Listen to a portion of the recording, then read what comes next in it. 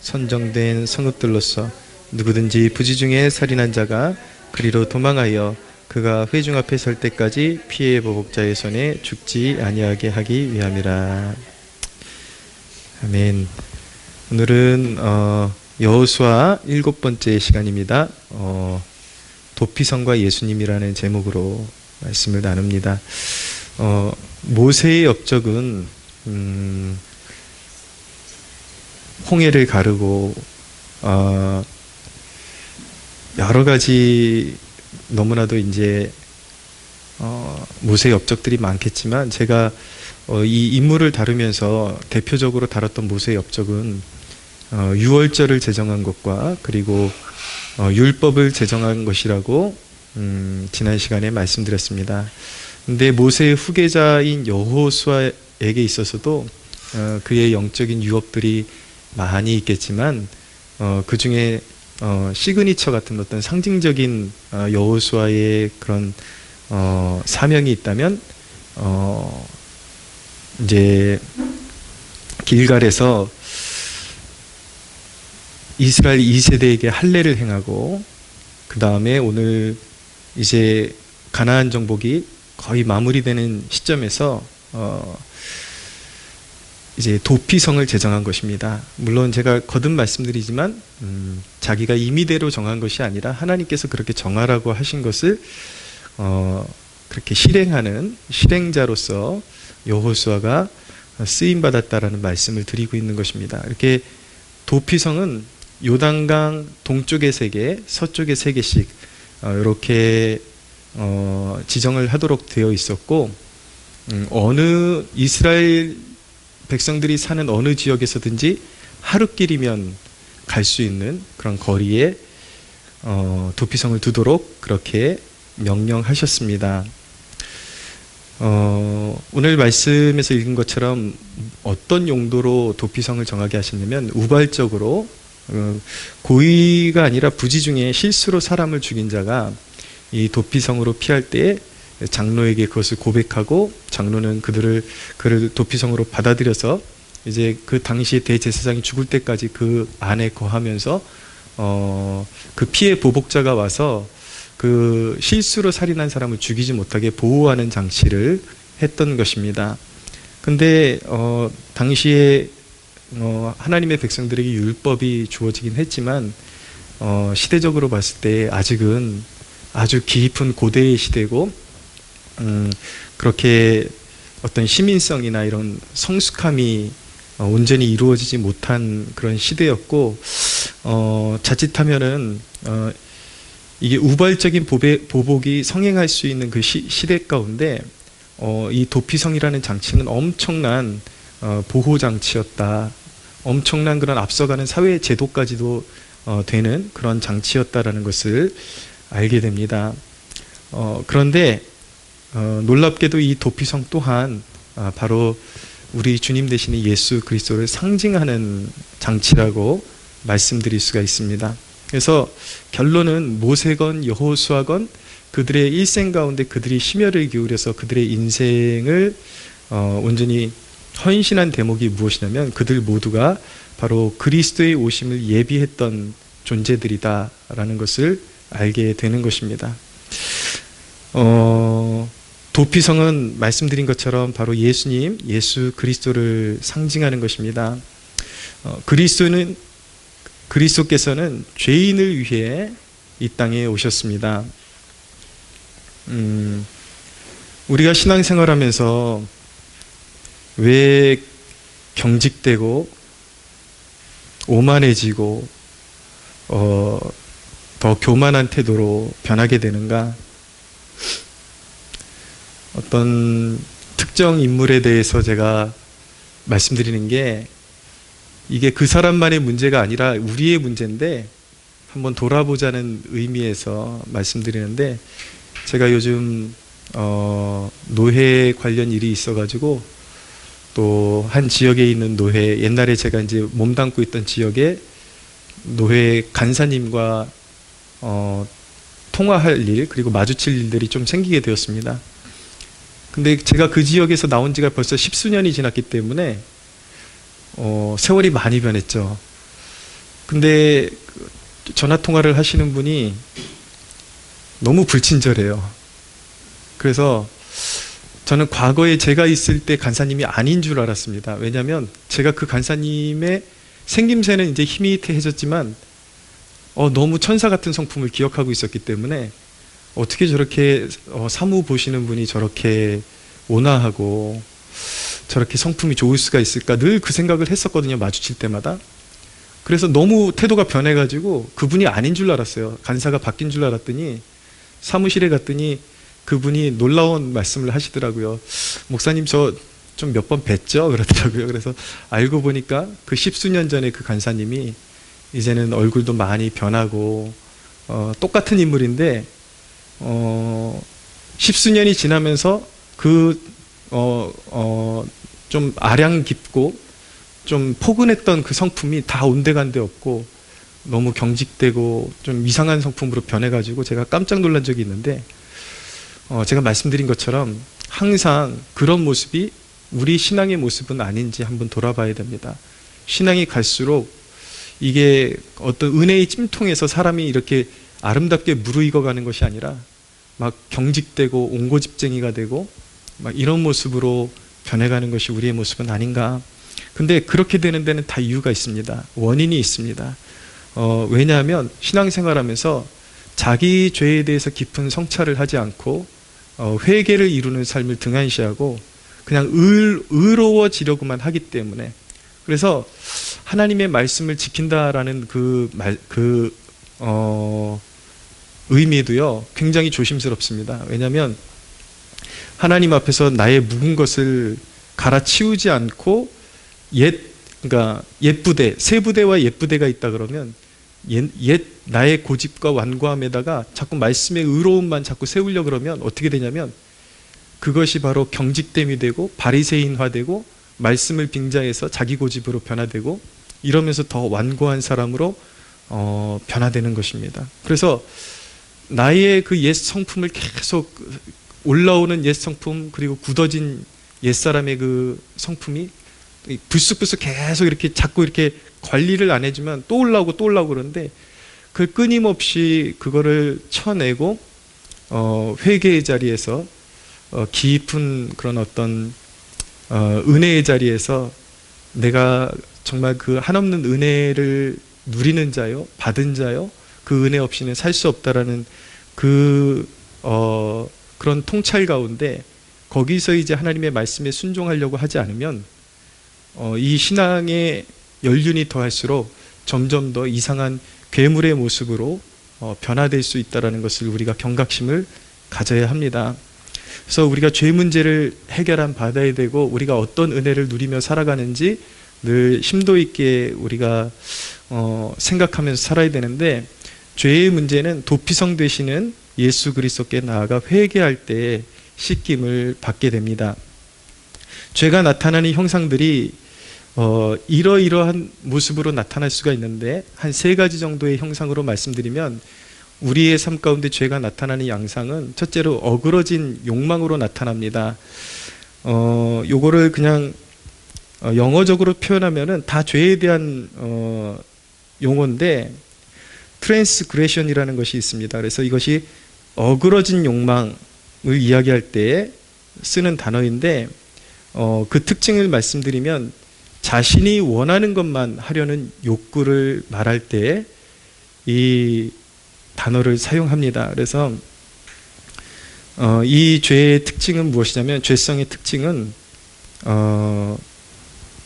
삶을 살면서 하나님께서 우리에게 부여하신 일을 성실하게 감당하려고 하지 않고 어떤 육체적인 욕구 안에만 머물려고 하는 것, 우리가 먹고 쉬고 하는 것도 굉장히 우리의 삶에 중요하고 필요한 것이지만 해야 할 일은 계속 미루면서 먹고 쉬는 일에만 계속 함몰되어 있는 상태, 자기의 욕구 조절을 못하는 그런 상태, 이것이 바로 죄의 한 가지 성향인 것입니다. 그리고 의도적인 불순종, 하나님의 뜻이 이렇다라는 것을 분명히 알면서도 의도적으로 자꾸 내 마음속에서 거스르는 마음을 가지고 하나님을 거스리는 마음의 태도를 갖다가 어그러진 욕망이라고 말씀드리는 것입니다. 그리고 두 번째로 죄는 그릇된 행동으로 나타납니다. 영어 단어로는 iniquity라고 하는데 사악한 행동. 무엇이냐면 사람을 대할 때에 그 사람이 싫어하는 행동을 일부러 하는, 고의로 무시하고, 그리고 내가 이 말을 하면 뭔가 상대방이 상처받을 것 같고 내가 통쾌해질 것 같은 그때에 그 말을 고의적으로 툭툭 던지는 이런 행동들, 이게 바로 사악함이라는 것입니다. 그리고 불법인 줄 알면서 그거를 고의적으로 하는 것, 하나님이 금지하신 법이라는 것을 알면서도 나의 어떤 욕구나 나의 행복을 위해서 그것을 추구하는 것, 이것을 이제 그릇된 행동이다. 죄는 그릇된 행동으로 나타난다라고 말씀하는 것이고, 세 번째로 죄는 목표에서 벗어나는 것으로 정의되기도 합니다. 이것은 우리가 잘 알고 있는 신이라고 하는데, 신. 이게 하마르티아, 헬라어로는 하마르티아, 관역에서 벗어난다라는 뜻을 가지고 있거든요. 하나님이 우리 인생에 정하신 목표에서 벗어나는 태도를 가지고 있는 것을 하마르티아, 신이라고 하는 것입니다. 하나님의 영광을 위해서 산다고 하지만 사실은 하나님을 등진 상태에서 하나님이 우리에게 부여하신 그런 삶의 목표, 이런 것들을 이제 저버린 채로 사실은 자기의 욕망을 위해서 살아가는 모습인 것입니다. 이런 걸 실제적인 삶의 태도를 어떻게 말씀드릴 수가 있냐면, 며칠 전에 우리 오늘 안 와가지고 본인 얘기 좀, 경돈 형제님이 좀 마음에 좀 상심한 일이 있어가지고 저희가 좀 달래주려고 밥을 먹으러 갔었는데, 그 식당에서 먹고 너무 식당이 잘 되는 거예요. 식당이 잘 되는데 나오는데 보니까 인상적인 게 말씀 액자가 이렇게 있더라고요. 우리 형제님이 이제 신앙에 아직 그 초기이기 때문에 그런 걸 보면 되게 도전을 받아요. 나도 저렇게 하나님 잘 섬기면서 축복받았으면 좋겠다라는 마음이 있는 것 같아요. 그래서 이제 저에게 역시 이렇게 하나님 말씀 걸어놓고 신앙이 있는 가게들이 보면은 대부분 다 잘 되더라, 그러는 거예요. 그래서 그때는 제가 이제 마음에 탁 꾹 누르고 있다가 하고 싶은 말을 누르고 있다가 차를 타고 돌아오면서 형제님에게 이야기를 한 적이 있습니다. 근데 그게 다 그렇지 않아요.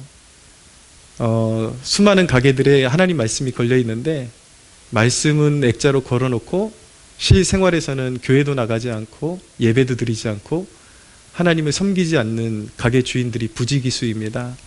그래서 그건 축복이 아니라 사실은 저렇게 번성하면서 자기 영혼을 갉아먹고 있는 것이고 버려진 것이죠. 자기 영혼을 방치하는 것이죠.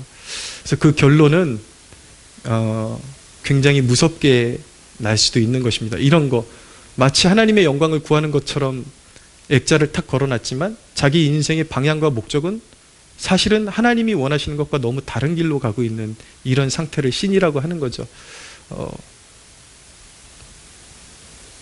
우리 안에 있을 수 있는 조심해야 할 죄악인 것입니다. 요즘 지저스 웨이브가 온다라는 책을 좀 이렇게 읽고 있는데 거기에 참 이렇게 감동적인 내용들이 많이 있더라고요. 그래서 하나님께서 이 민족이 공산화될 수 있는 위기 가운데 이승만이라는 한 인물을 세우셔서 감옥 안에서 회심하게 만드셔서 나중에는 이제 풀려나가지고 기독교 국가를 세우는 비전을 이승만이 꿈꾸게 되는데 기독교 입국론이라는 이제 사상 체계를 세우게 되면서 이제 그가 한 말이 무엇이냐면 대한민국은 아시아의 축복이 되는 그런 존재로 부름받았다.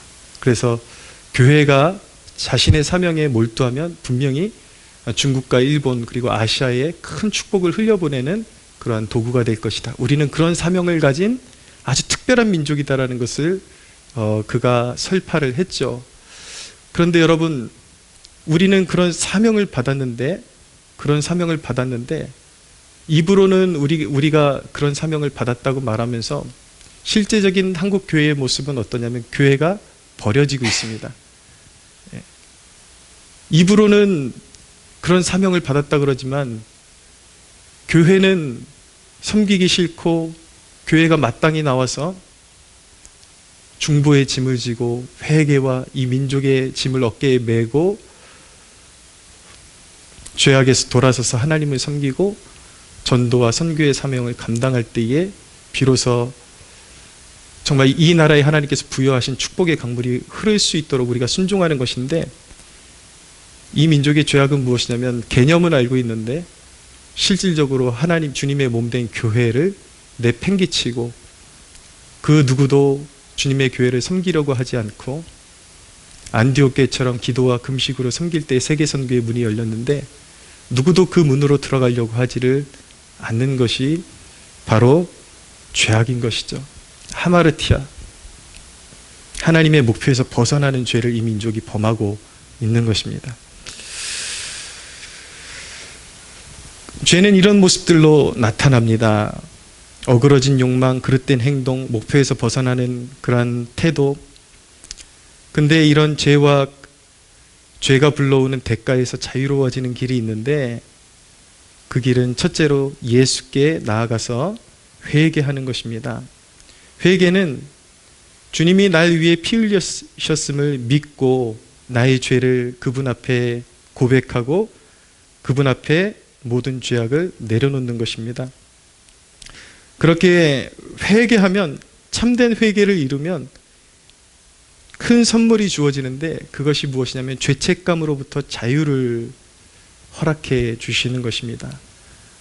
마음의 무거운 짐, 인생의 그런 무거운 짐들이 확 덜어지면서 영적인 자유를 경험하게 되는 것이죠. 그 자유는 예수님이 우리가 회개할 때에 합당하게 판단하실 줄로 알고 그분이 날 사랑하시고 날 살리시기 위해서 십자가를 지셨기 때문에 내가 죄악을 토설할 때에 그 죄값대로 나를 벌하시는 것이 아니라 반드시 가장 선하신 구원을 이루실 줄로 믿을 때에 그분께 나의 모든 무거운 짐을 내려놓고 회개하고 모든 악한 것들도 내려놓고 모든 것들을 주님 발 앞에 내려놓고 맡겨드릴 때에 비로소 평안을 얻게 되는 것입니다. 거기서 영적 자유가 오는 것입니다. 그리고 주님께 그렇게 회개를 이루어서 우리의 삶을 드릴 때에 비로소 죄의 값은 사망이라고 말씀하고 있는데, 그리스도 안에서 우리가 온전한 회개를 이룰 때에 사망이 비로소 우리를 지배하지 못하게 되는 것입니다. 할렐루야. 죄와 그 대가에서 자유로워지는 두 번째 길은 무엇이냐면 예수님 안에 머무르는 것입니다. 도피성의 원리를 보면 도피성에 대제사장이 죽을 때까지 머무르며 보호를 받도록 했던 시스템이고 보호장치인데, 그러면 예수님이 돌아가실 때까지만 보호를 받는 것이냐, 그런 건 아니고, 구약이라는 것은 하나의 예수님이 성취하실 사건에 대한 본보기이고 그림자 역할을 하는 것이기 때문에 그것이 꼭 예수님께서 이루실 실제와 똑같은 것은 아닙니다. 그냥 구약의 그런 어떤 사건들, 장치는 예수님께서 이루실 그런 어떤 대속 사역에 대한 희미한 그림자 역할을 해주는 것이죠. 그래서 우리가 그것을 희미하지만 성령의 조명하심을 받아서 그러한 이제 보조 장치들을 바라보면 이제 그리스도의 사역이 그 안에서 선명하게 드러나는 것들을 바라볼 수가 있게 되는 것입니다. 우리가 예수님을 믿고 그 믿음 안에 거할 때 우리는 예수님 안에 이미 머무르고 있는 것입니다. 할렐루야. 우리가 그렇게 주님 안에만 머무를 때에 주님 안에만 죄로부터의 자유가 있고 주님 안에서만 우리는 영적인 보호를 받게 되는 것입니다. 근데 주님이 우리의 도피처 되시고 우리가 회개하면 사망에 이르는 죄로부터, 영원한 심판에 이르는 죄로부터 용서함 받지만 주님 안에 머무르는 순간부터 하나님이 우리를 어떻게 대해 주시냐면 자녀와 같이 대해 주시기 때문에 우리로 하여금 영적인 사망, 영원한 파멸에 이르게 하지는 않으시지만 반드시 우리를 책망하시거나 징계하실 수 있다는 것을 배우게 됩니다. 그런데 예수님 안에 있으면 비록 우리가 징계를 받을지라도 보혜사 성령께서 함께 하시면서 늘 우리 곁에 함께 하시며 그분이 도우시고 의의 길로 우리를 끝까지 인도해 주신다라는 사실을 우리가 믿을 수가 있는 것입니다. 이것이 도피성 되시는 예수 그리스도를 통해서 우리가 받아 누리는 영적인 축복들인 것입니다. 예수님은 그렇게 우리를 보혈로 덮어주시고 우리가 회개할 때에 우리를 보혈로 덮어주시고 죄의 권세와 마귀의 권세가 우리를 참소하지 못하도록 그렇게 도피성이 되어주시는데 회개에 이르는 우리의 태도도 우리가 점검할 필요가 있습니다. 우리가 회개한다고 할 때에 하나님께서 우리에게 요구하시는 태도가 무엇이냐? 회개할 때 우리가 가져야 하는 태도는 통회하는 마음을 가져야 하는 것입니다. 통회하는 마음. 정말 가슴의 깊은 그 중심에 우러나오는 그 고통의 마음으로 하나님 앞에 회개해야 하는 것입니다. 우리가 회개할 때에 이것이 말장난이 되지 않도록 굉장히 조심해야 합니다. 자칫 잘못하면 회개하면 용서해 주시지라는 이 개념이 내가 무슨 짓을 하든 용서해 주실 테니까 이런 이제 오만으로 바뀔 수가 있습니다. 그럼 회개의 진지함이 사라져요. 이런 것은 참된 회개라고 말할 수가 없는 것입니다. 진정한 회개라는 것은 내가 깨닫게 된 그 죄가 얼마나 하나님의 마음을 근심케 했는가를 깊이 새겨야 하는 것입니다. 우리가 회개할 때에 용서를 신뢰하면서도 죄에 대한 책임 있는 태도를 가져야 하는 것입니다. 소위 말해서 회개의 열매가 있어야 하는 것입니다. 누가복음 19장에 보면 삭개오라는 인물이 나오죠. 그는 세리장이었습니다. 이스라엘 민족이 배척받는 인물이었고 탐욕의 그런 상징물처럼 그렇게 여겨졌던 존재가 바로 세리들이었습니다. 근데 이 세리에게 예수님께서 찾아오셔서 축복해 주시죠. 삭개오야, 내려오라. 내가 오늘 너희 집에 유하여야겠다. 예수님께서 말씀하시니까 삭개오는 예수님을 기쁨으로 영접해서 자기 집에 맞아들였습니다. 삭개오에게 어떤 신적 감동이 있었던 것 같아요. 죄를 사하러 이 땅에 오신 분, 그분 안에 죄사함이 있고 영적인 자유와 기쁨이 있다는 것을 발견하게 된 것이죠. 삭개오가 자기 집으로 예수님을 초대했지만 영적인 그림으로 보면 삭개오가 도피성 안으로 들어온 것입니다. 죽을 죄인인데 도피성 안으로 들어오게 된 것이죠. 그 영적 자유와 기쁨을 맛보았던 삭개오는 예수님께 고백합니다. 내 소유의 절반을 떼어서 가난한 사람들에게 주고 내가 만약에 불법으로 토색한 일이 있다면 4배를 갚겠습니다 라고 그렇게 고백을 했습니다. 여러분, 이것이 바로 용서받은 자가 죄에 대한 책임 있는 태도를 갖는 것입니다. 그냥 내가 입으로 내뱉으면 용서받으니까 말장난식으로 끝나는 것이 아니라 내 과거의 삶에 무엇이 하나님을 그렇게 근심케 만들어드렸고 슬프게 만들어드렸는지 그것을 내 마음에 새기면서 이제는 내가 회개했으니까 내가 회개했다라는 그 증표로서, 감사의 열매로서 하나님 앞에 이렇게 회개의 증표를 올려드리는 것이죠. 그것이 바로 삭개오가 보였던 그 태도의 의미인 것입니다. 그런데 이런 회개의 열매를 우리가 맺는 과정에도 조심해야 될 것이 있는데 삭개오가 만약에 자기의 재산을 절반을 털어서 가난한 자들에게 내어주고 토색한 일이 있으면 4배를 갚아주고 나서 그의 마음 가운데 이제 정당하게 내가 죗값을 치렀다 그러면서 나는 이제 주님 앞에 거리낄 것이 없다 라고, 그리고 사람들에 대한 책임이 없다, 그래서 자기 의를 구축하는 순간 그것은 회개의 열매가 되지 않는 것입니다. 그것은 자기가 구원을 지불하고 샀다라고 생각하는 개념과 마찬가지인 것입니다. 진정한 회개의 열매는 그냥 내가 이만큼 떼어서 드렸으니까 내 죄값을 치렀다가 아니라 내가 근심케 해드렸던 하나님의 마음을,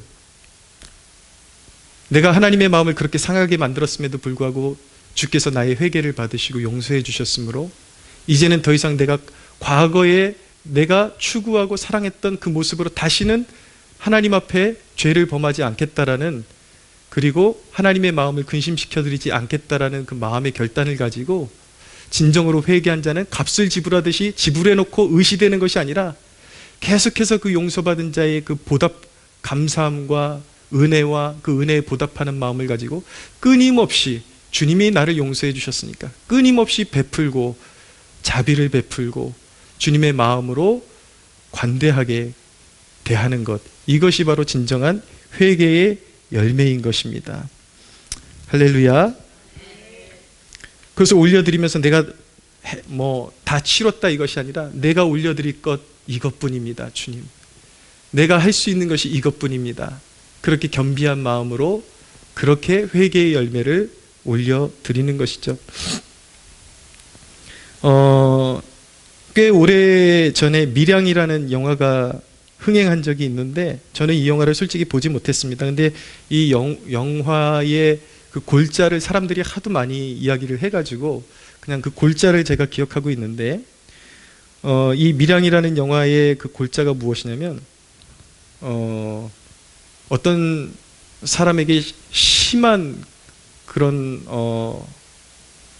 상처를 받은 사람이 어느 날 보니까 기독교인이 되어 있는데 그 사람이 자기 자신에게 잘못했던 문제는 하나도 해결된 게 없는데 그 사람은 어느 순간 예수 믿었다 그러더니 막 영적 자유를 누리고 있는 것, 그 모습을 보면서 이게 과연 옳으냐라는 그 질문을 던지는 그런 영화였다고 합니다. 근데 어쩌면 안티적인 그런 기독교적인 사상으로 만들었을 수도 있겠다라는 생각이 드는데, 일면 우리가 좀 바라볼 수 있는 요점은 있다라는 것을 우리가 생각해 볼 수가 있습니다.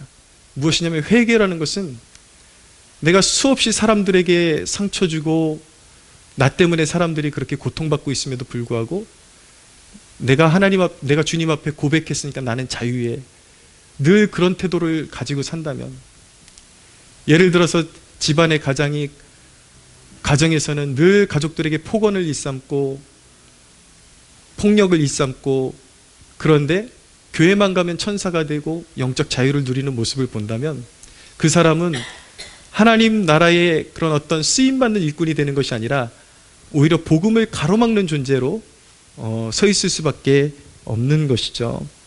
진정한 회개라는 것은 선한 회개의 열매를 하나님 앞에 드리는 것입니다. 그래서 회개한 자에게 나타나야 하는 증거는 무엇이냐면 영적인 겸손함이 드러나야 하는 것입니다.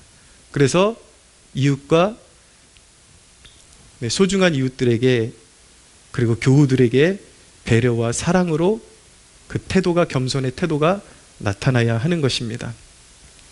그것이 진정한 회개를 이룬 사람의 모습인 것입니다. 사랑하는 여러분, 여러분의 연약함을 발견할 때에 도피성으로 달려가십시오. 그곳에 죄사함이 있고 영적인 자유와 기쁨이 있음을 믿으시기 바랍니다.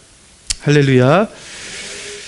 여러분, 우리가 가진 의는 내 것이 아닙니다. 우리가 구원받는 의, 우리가 가지고 있는 구원받는 의는 내 것이 아니라 모두 주님의 것임을 기억하십시오.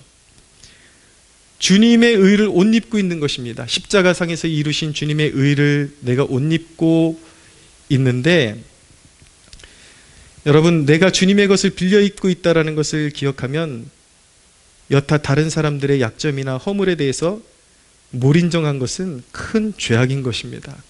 그럴 수가 없는 것입니다. 늘 내가 신앙을 갖고 있으면서 내가 잘나서 구원받은 것처럼, 나의 의 때문에 구원받은 것처럼, 내가 정확하고 내가 그래도 도덕적이기 때문에 구원받은 것처럼 그렇게 착각할 때에 항상 신앙이라는 이름으로 오히려 딱딱해지고 겸손을 잃어버리고 오만해지고 이런 모습으로 변화될 수밖에 없는 것입니다. 한 가지만 말씀드리고 이제 정리를 해야 될 텐데,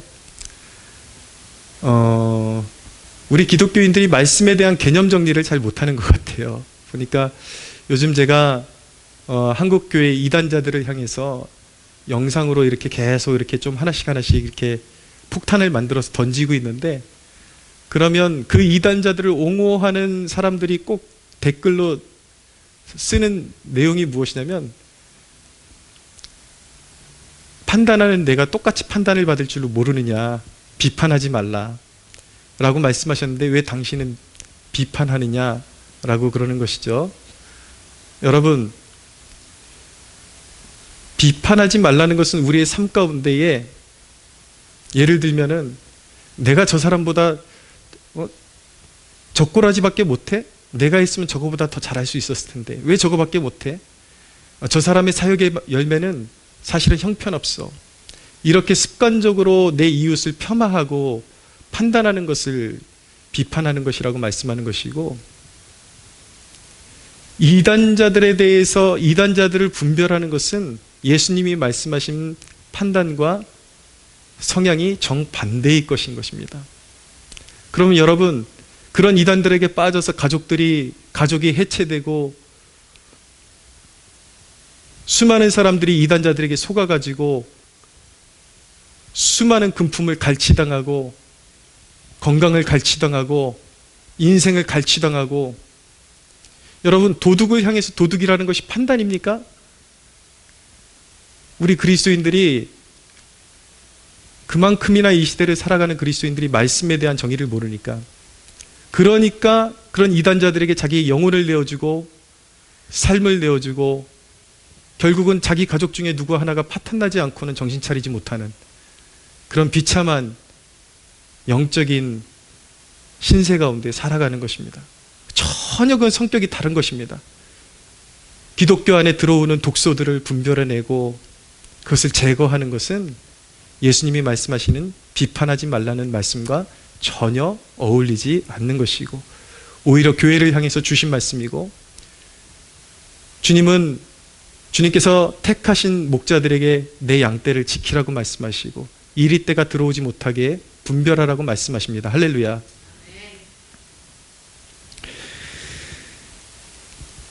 그러나 우리는 정상적인 범주 안에서 항상 우리가 은혜를 입고 주님의 의를 입은 자임을 기억하면서 항상 다른 이들에 대해서 관용하고 더 너그럽게 대할 수 있어야 하겠습니다. 사랑하는 여러분, 말씀을 정리합니다.